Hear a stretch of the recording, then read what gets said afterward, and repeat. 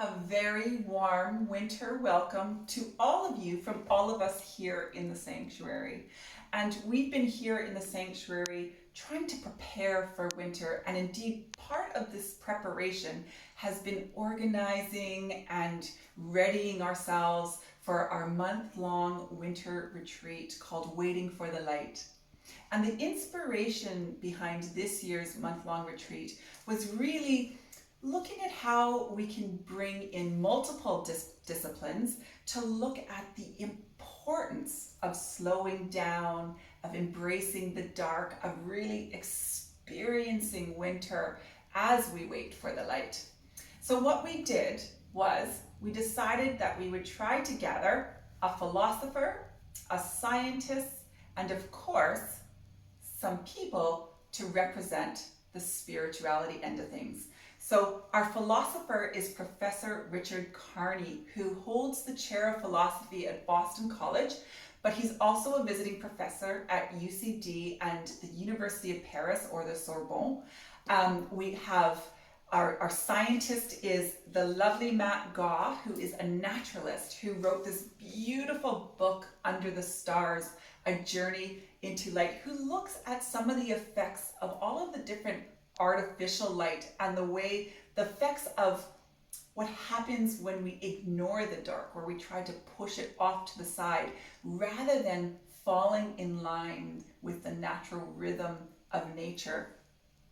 And then we have Brother Richard Hendrick, who was on our last year's Waiting for the Light. And if those of you who've never heard of him, he wrote the viral poem Lockdown that was everywhere. I think it was even on CNN at one point during the first lockdown of the pandemic, and our own fantastic Sister Stan Kennedy.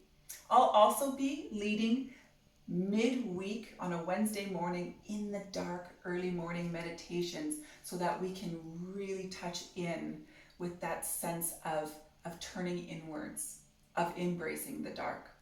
But I thought what I would do for you here today is just read a little excerpt from the book Under the Stars. I know Matt is going to be basing his talk on Under the Stars, so if you are feeling inspired and want to join us, make sure to run out and grab a copy of Stan's Finding Peace, which will also be a wonderful accompaniment to this winter reflection.